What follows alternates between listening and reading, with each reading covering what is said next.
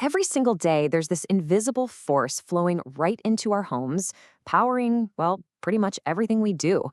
But have you ever stopped to think about how it actually works? We're going to break down that entire journey, all the way from the power lines right down to that final number on your bill. Let's dive in.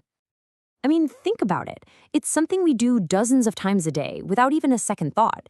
You just flick a switch and a light comes on. But what is really happening in that one single instant? How does that simple little action create such a massive result? And it's not just one thing, right? That one flick can light up a room. It can generate enough heat to boil your water for coffee, or it can spin a huge, heavy drum full of water and clothes. It honestly feels like magic, but it's really just pure, predictable physics. Yeah, the secret isn't magic at all. It really just boils down to two key ideas: energy stores and energy transfers. And once you get how these two concepts work together, the mystery behind all your appliances just disappears. It reveals some really simple, elegant science. Okay, first things first, let's talk about where energy even lives. Before it can do anything at all, energy has to be held or stored in a bunch of different ways. You can think of these as different kinds of batteries, really, each one holding potential in its own unique form. So these energy stores come in a lot of different flavors.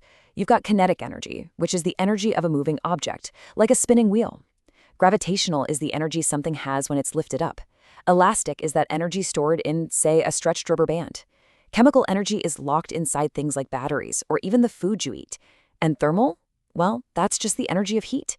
Each one is like a little reservoir of potential, just waiting to be used.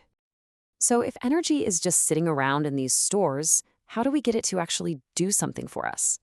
Well, it has to move. It has to go from one store to another. And that movement, that transfer, is what makes everything happen. Energy gets around in four main ways. Mechanical work is all about pushing and pulling things. Heating is, you guessed it, the transfer of thermal energy. Radiation carries energy through waves, like light and sound. But the absolute star of our show today is electrical work. That's the flow of electric charge that powers pretty much everything in our homes.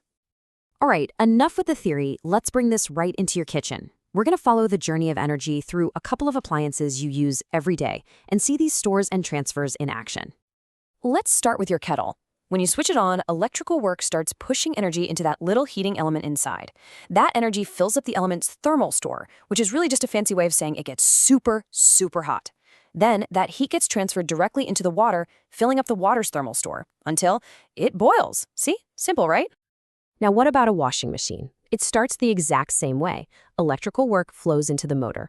But this time, the energy goes into the motor's kinetic energy store. That's the energy of motion. As that kinetic store fills up, the motor starts to spin, and that mechanical work is what turns the drum. See? Same starting point, totally different journey, totally different result. And by the way, not all of that energy becomes motion. Some of it is lost as heat, which is why the motor gets warm. No energy transfer is ever 100% efficient. So we know how energy moves, but how do we actually measure it? To figure out how much an appliance costs to run, we first need to get a grip on the units we use to count that energy. And it all comes down to two key terms: watts and joules. First up, we have power, which we measure in watts. Now here's the key thing to remember. Power is not the amount of energy. It's the rate. It's how fast that energy is being transferred. A really powerful hairdryer isn't using some special kind of energy. It's just transferring it much, much faster than a less powerful one.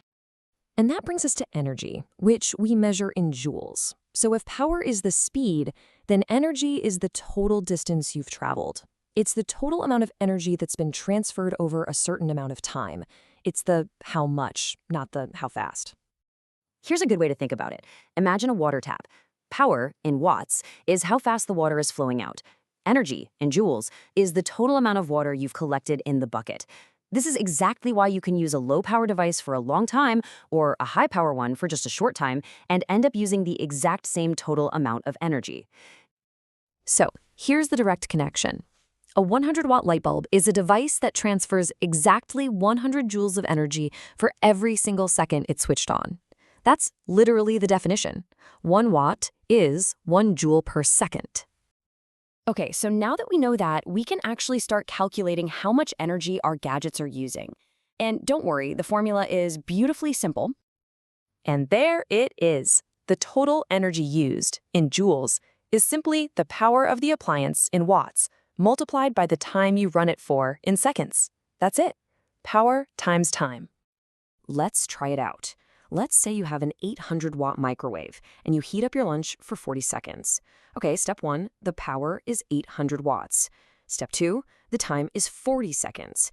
You multiply them together, and you get 32,000 joules of energy transferred. See? Easy. All right, time for the final piece of the puzzle. You do the math, you understand joules, and then you go look at your electricity bill, and the numbers look totally different. So what's going on here? Yeah, this is a really common point of confusion. We just established that the official unit of energy is the joule.